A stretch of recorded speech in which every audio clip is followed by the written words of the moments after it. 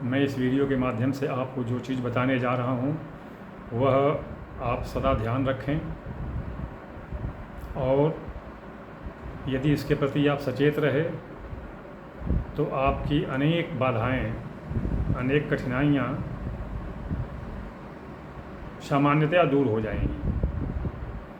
देखिए, इसमें मैं बता रहा हूँ स्थान का, भूमि का, जगह का प्रभाव कैसे पड़ता है। मैं बहुत ज़्यादा गहराई से और बहुत इसका वैज्ञानिक साहित्यिक विश्लेषण न करके मैं मोटा तौर पर एक उदाहरण से मैं आपको पूछना चाहता हूँ कि भूमि तो हर जगह एक ही है, किंतु जहाँ पर भूमि उपजाऊ होती है वहाँ पर फसलें उपजती हैं, अच्छी फसल होती है, और जहाँ पर ऊसर, बंजर, रेत होता है वहाँ पर फसल नहीं उगती है। भूमि तो एक ही है, किंतु वहाँ पर जगह जगह पर उनकी बनावट, उनकी विशेषता, उनकी गुणवत्ता, बहुत उनमें अंतर होता है। ठीक उसी तरह से जिस ज़मीन में कुछ अलग विशेषता, स्वभाव, गुण होता है, उसका प्रभाव कुछ अलग होता है। जैसे मान लीजिए आप घर बनाते हैं, वहाँ पर अनेक चीज़ों को देखना पड़ता है, सूर्यभेद, चंद्रभेद इत्यादि तो देखना ही पड़ता है। उस भूमि में कौन सा आवेश सुषुप्त हो गया है, कौन सा आवेश जागृत हो गया है, किस तरह की किरण तरंगे या वायु तरंगे वहाँ पर अब उत्सर्जित निकलनी शुरू हो गई हैं, निकल रही हैं, कौन सा प्रभाव दिखाती हैं, ये सब जानना आवश्यक होता है। जैसा कि आपको मालूम होगा, मैं फौजी रहा हूँ, तो फौज में पहाड़ियों में, दुर्गम स्थानों में, रेत में, जंगल में, वीरान में, T-10, T-90, मतलब जैसे ये अपने जो लड़ाकू बड़े बड़े टैंक होते हैं, हथियार होते हैं, उनका इंस्टॉलमेंट होता है, वहाँ पर लगाना पड़ता है। तो भूमि शोधन का मौका मुझे मिला है, कहीं पर आवश्यक होते हुए भी कि यहाँ पर यह टैंक लगाना आवश्यक है, दुश्मन देश को या दुश्मन को देखते हुए, फिर भी वहाँ पर वह टैंक मैंने नहीं लगाने दिया। जब तक उस जगह की, उस स्थान की गुणवत्ता, उसमें से निकलने वाली वायु, किरण, तरंगें अनुकूल नहीं होंगी, तब तक वहाँ पर कोई भी कार्य नहीं किया जा सकता है, और अगर किया गया तो उसका प्रभाव विफल होता है। मैं नहीं कहना चाहता, किसी को दोष नहीं देना चाहता, किंतु कुछ एक चीज़ देखने को हुई हैं। एक द्रास सेक्टर पड़ता है हमारे फौज में, कश्मीर में द्रास सेक्टर में एक गजाधर लगाना था, लेकिन कमांडर ने कहा कि नहीं भाई, यही जगह उचित है, यहीं पर लगाने से हमारा काम सफल होगा। तो मैंने कहा कि देखिए सर, ऐसा है कि फ़ौज में तो ये सब कुछ चलता नहीं है, आप लगा सकते हैं, किंतु यदि मेरी अगर विशेष रूप से मेरा अगर व्यक्तिगत विचार आप मानेंगे तो यहाँ पर नहीं लगाएंगे, क्योंकि यहाँ पर दुर्बलता, जो हमारी जो साहित्यिक भाषा में आती है, एक तरंग निकल रही है जो इसको सफल नहीं होने देगी। तो उन्होंने बोला कि यार छोड़ो, जो भगवान करेंगे होगा ये, लेकिन यहीं पर लगाना चाहिए। वहाँ पर लगाया गया और पहले ही फायर में हुआ क्या कि वो नीचे गहरी खाई में गिर गया। तो मैं ये नहीं कहता कि मेरे कहने से होता है, किंतु ये स्थान का प्रभाव पड़ता है। ये मैं एक आपको उदाहरण के रूप में बताया। जैसे देखिए, मैं एक चीज़ बता दूँ, सोना दो तरह का होता है। सोना दो तरह का होता है, एक पारा से निकलता है और एक मिट्टी से निकलता है।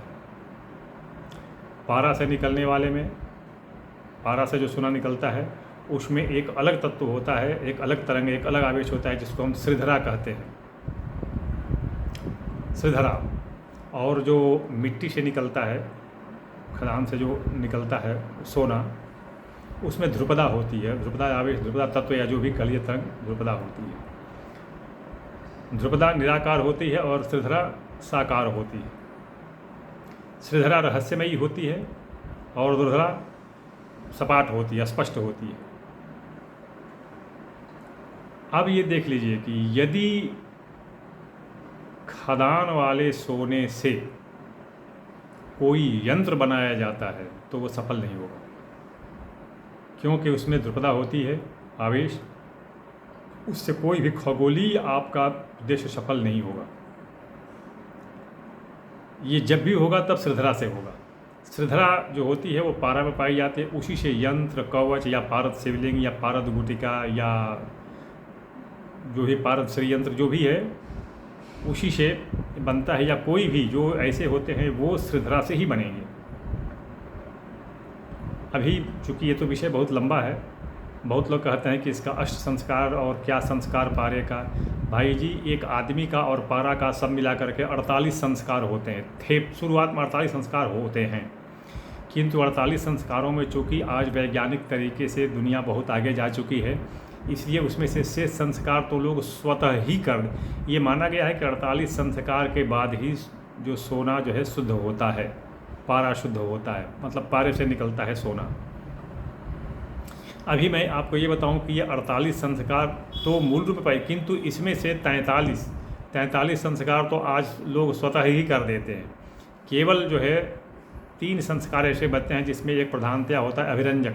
अभिरंजक का मतलब होता है उसका रंग। अभी देखिए क्या होता है कि केमिकल जो रासायनिक पदार्थ होते हैं उससे लगा करके और उसको साफ़ करके पीला कर दिया जाता है, लेकिन कुछ दिनों बाद आप पहनते हैं सोना, देखते हैं कि उसका रंग धीरे धीरे हल्का हो गया। ये क्या होता है कि ये रासायनिक पदार्थों से उतारा गया उसका रंग होता है। किंतु जो संस्कारित सोना होता है वो घिस जाएगा, पुराना हो जाएगा, किंतु उसका रंग हल्का नहीं होगा, ज्यों का त्यों रहेगा, क्योंकि उसका संस्कार जो होता है अभिरंजक संस्कार वो किया जाता है, तो इसलिए उसका मूल रूप ज्यों का त्यों रह जाता है। तो खैर ये तो अलग विषय हो जाएगा। मैं ये बता दूं कि ये भूमि में पहले आप देख लीजिए, घर बनवाते हैं या ज़मीन खरीदने बेचने उसका व्यापार करने के लिए लेते हैं, तो पहले उसको देख लीजिए कि वह आपके अनुकूल, उसमें से तरंगे, उसमें से किरण जाल, उसमें से वायु प्रवाहित हो रही है, नहीं हो रही है, निकल रही है, नहीं निकल रही है।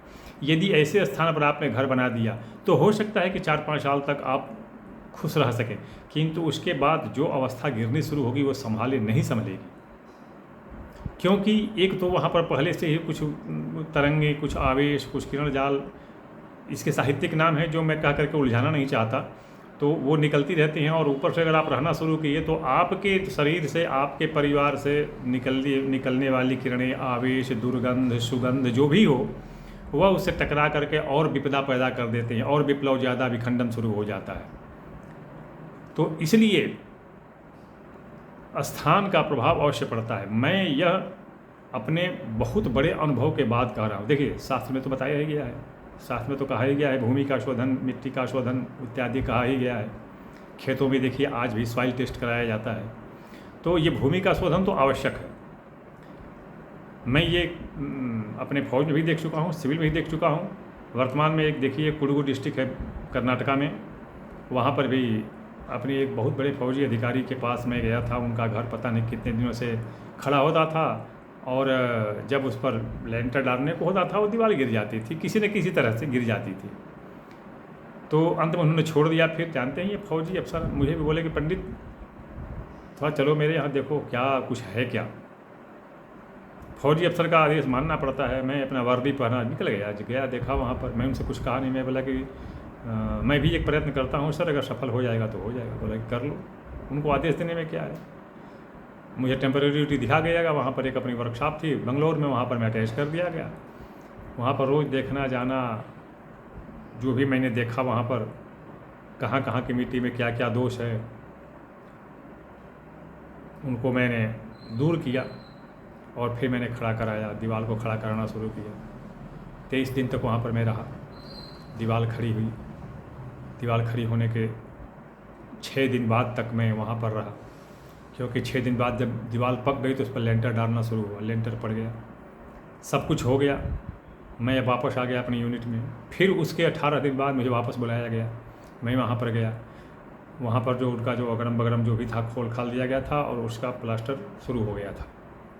खैर मैं और नहीं कहना, जो भी मुझे उन्होंने दान दक्षिणा जो किया, फौज में क्या होता है, जो कुछ किया उन्होंने किया। तो भूमि का प्रभाव बहुत ज़्यादा होता है। इसलिए यदि आप कुछ भी करते हैं, कर भी चुके हैं, तो भी उसको एक बार अवश्य देखिए कि क्या भूमि के दुष्प्रभाव के कारण ही आपको ये कष्ट, ये हानि, ये विपदा, संकट आदि उठाना पड़ रहा है। तो आप उसको अवश्य कराइए। ये विषय बहुत लंबा है, देखिए इसमें कई शाखाएं मैंने आपको बता दी, वो उन शाखाओं का कहना शुरू करूँगा तो बहुत लंबा चौड़ा वीडियो हो जाएगा। तो ये चीज़ अवश्य देखनी है, और अगर नहीं देखेंगे तो ये समझ लीजिए कि जो आप अपने घमंड में, अपनी विद्या में और इनको जो है पाखंड मानते हुए चलेंगे तो ये एक नहीं, कम से कम 20,000 से ऊपर, ये मैं उदाहरण मेरे साथ प्रस्तुत है कि जिन लोगों ने भी घमंड करके और इसको पाखंड मान के छोड़ा, 5 या 7 साल बाद उनकी दुर्गति होनी शुरू हो गई। ये एक आध 100 की बात नहीं, कई हज़ार उदाहरण की बात मैं बता रहा हूँ। तो पहले तो नहीं मानते हैं, बाद में जब सब कुछ बिगड़ जाता है, सब कुछ समाप्त हो जाता है, तब फिर शुरू होता है इधर कि भाई थोड़ा ये भी दिखवा लें। तो बिगड़ जाने के बाद तो क्या, बिगड़ जाने के बाद तो मामला बहुत मुश्किल हो जाता है और फिर संभाले नहीं संभलता है। तो इसलिए आप कोई भी भूमि से संबंधित काम करते हैं, घर बनवाना, वहाँ पर रहना, ज़मीन को खरीदना बेचना आदि जो भी करते हैं उसमें पहले ये देख लीजिए। नहीं करेंगे तो हो सकता है कि आपको इतना बड़ा घाटा, नुकसान, हानि, विपदा, संकट का सामना करना पड़े जो आजीवन आप उसको रिकवर नहीं कर पाएंगे। You can't get your shadow before, किसी भी तरह से। हड्डी जो है एक बार टूट जाएगी तो जुड़ जाएगी, लेकिन गांठ तो वहाँ पर अवश्य पड़ जाएगी, वो भी बहुत कोशिश के बाद। तो इसलिए आप सावधान रहिए, सचेत रहिए और इनका पहले ध्यान रखिए, सब कुछ बिगाड़ने मत दीजिए।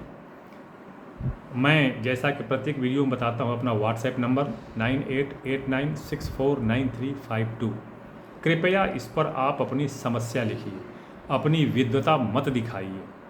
आप विद्वान हैं तो बहुत अच्छा, कोई बात नहीं है, लेकिन मुझसे तर्क वितर्क शास्त्रार्थ आदि मत कीजिए। मैं ठहरा एक सीधा साधा फौजी आदमी, मैं जो जानता हूँ, जो पढ़ा लिखा हूँ, वो मैं यहाँ पर बता देता हूँ। शास्त्रार्थ तर्क वितर्क मैं नहीं कहता, न मैं इसका उत्तर देता हूँ। तो कृपया शास्त्रार्थ या तर्क वितर्क न करें। यदि आपको कोई ऐसी चीज़ समस्या लगती है जो मुझसे उसका समाधान हो सकता है तो आप अपनी समस्या लिखिए। दूसरी चीज़ कि जब तक मैं भारतीय सशस्त्र सेना में सक्रिय रूप से सेवारत था तब तक मैं निःशुल्क सेवा करता था। वर्तमान समय में मैं शुल्क लेकर के सेवा करता हूँ, वो भी शुल्क बहुत ज़्यादा होता है। जो मुझे देखने में आया है बाकी पंडित जी लोगों से बहुत ज़्यादा होता है।